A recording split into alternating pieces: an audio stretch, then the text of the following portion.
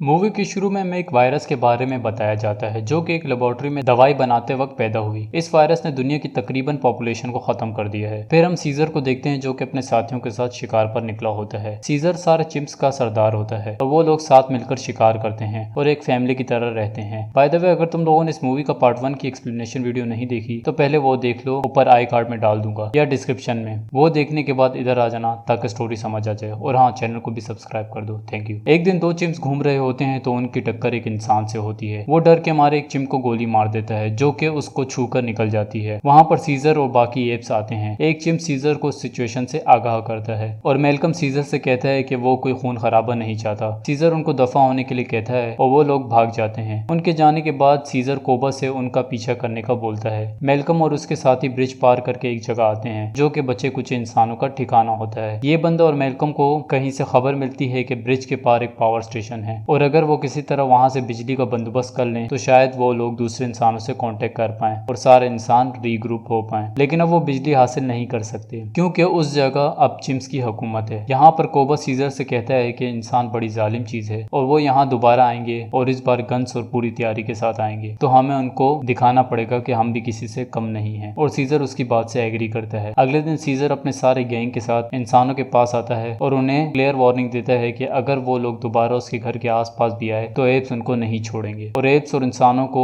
अपनी अपनी जगह में ही रहना चाहिए और दूसरे के इलाके में नहीं जाना चाहिए। ये दोनों परेशान हो जाते हैं क्योंकि पावर स्टेशन ही इनकी आखिरी उम्मीद है बाकी दुनिया से कांटेक्ट करने के लिए। ये बोलता है कि अगर इंसानों को एप से लड़ना पड़े तो वो जरूर लड़ेंगे। मेलकम बोलता है कि उनका लीडर बहुत इंटेलिजेंट है और वो बातों को समझता है, तो उसे एक मौका दिया जाए ताकि वो उस एप से बात करके देखे, शायद वो उनको पावर स्टेशन ठीक करने की इजाजत दे दे। फिर वो एप्स के इलाके में पहुंचता है जहाँ उसका स्वागत होता है और वो सीजर से इजाजत मांगता है कि उसे और उसके साथियों को पावर स्टेशन में काम करने दिया जाए ताकि वो इंसानों से कांटेक्ट बना सकें। सीजर उसको एक शर्त पे उस पावर स्टेशन पे काम करने की इजाजत देता है और शर्त ये होती है कि नो गन्स अलाउड। कोबा को इंसानों से सख्त नफरत होती है और उसे सीजर का ये फैसला बिल्कुल पसंद नहीं आता और वह कहता है कि इंसान खतरनाक है और बिजली लेने के बाद वो इनके घर पर अटैक करेंगे। सीजर बोलता है कि अगर वो इंसानों से लड़ेंगे तो उनको भी नुकसान होगा और बहुत सारे एप्स मारे जाएंगे और वो ऐसा नहीं चाहता। अगले दिन कोबा इंसानों की बेस में घुसता है जहाँ वो बहुत सारी गन्स देखता है और उसको इंसानों से और भी ज्यादा नफरत हो जाती है। उसी दिन वो लोग चिल कर रहे होते हैं तो सीजर का छोटा बेटा इन लोगों के साथ खेलना शुरू कर देता है और खेलते खेलते इस बंदे के बॉक्स के साथ छेड़छाड़ शुरू कर देता है। ये उसको हिश हिश करके साइड में करता है तो सीजर का बड़ा बेटा इसको धक्का मारता है और एग्रेसिव हो जाता है। ये बंदा अपनी शॉटगन निकाल लेता है लेकिन सीजर सिचुएशन कंट्रोल कर लेता है और उसे बहुत गुस्सा आता है कि उसके मना करने के बावजूद ये लोग गन्स लाए। लेकिन इसमें मेलकम और दूसरों की गलती नहीं होती, गलती इस बंदे की होती है जो कि छुपके से अपने बॉक्स में गन ले आया। लेकिन सीजर को ये बात पता नहीं होती और वो सबको ही कसूरवार ठहराता है और वो इन लोगों को यहाँ से जाने का कहता है। फिर सीजर अपने घर आता है जहाँ पर उसको न्यूज मिलती है कि उसकी बेगम की तबीयत सख्त खराब है। मेलकम सीजर के पास सॉरी कहने आता है लेकिन वहाँ ये लोग देखते हैं कि सीजर की वाइफ की तबीयत सख्त खराब है। ये औरत कहती है कि वो मदद कर सकती है और फिर सीजर उनको एक दिन का टाइम देता है उस पावर स्टेशन को ठीक करने के लिए। कोबा गुस्से में सीजर के पास आता है और उस पर तंज और ताने शुरू कर देता है और कहता है कि उसे एप से ज्यादा इंसान पसंद है। लेकिन सीजर उसे उसकी औकात याद दिलाता है और याद दिलाता है कि बॉस कौन है। अगले दिन कोबा इंसानों की जगह पर आता है और शुरू में अपने बंदरों वाली हरकतें करता है ताकि वो इंसानों का भरोसा जीत पाए। फिर वो मजाक मजाक में एक गन उठाता है और दोनों को मार देता है। रात का टाइम होता है और ये लोग आखिरकार बिजली का मसला हल कर देते हैं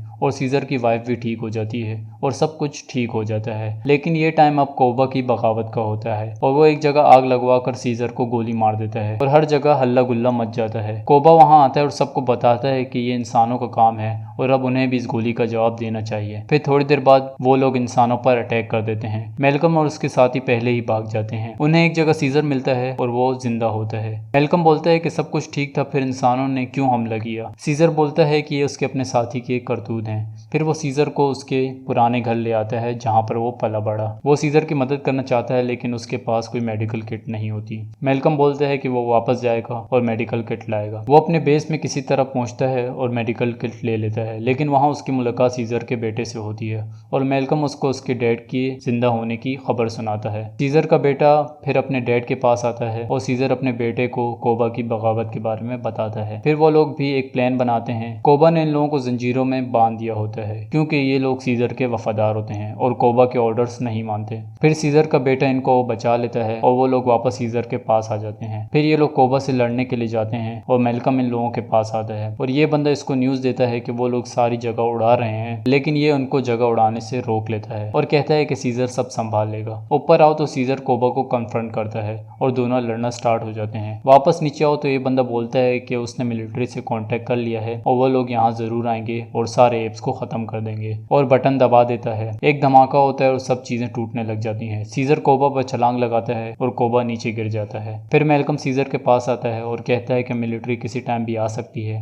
तो अपने साथियों समेत यहाँ से निकल जाए। सीजर बोलता है कि इंसान कभी माफ नहीं करता और इंसान अब एप्स के पीछे हाथ धोकर पड़ जाएंगे और अब जंग होगी और जरूर होगी। फिर वो मेलकम को कहीं दूर जाने के लिए कहता है और जंग के लिए रेडी हो जाता है। उम्मीद है वीडियो पसंद आई होगी। इसका पार्ट 1 डिस्क्रिप्शन में है तो देख लेना और बाकी चैनल को सब्सक्राइब कर दो और वीडियो को भी लाइक कर दो। Thank you so much for 500 subscribers. Thank you guys, thank you.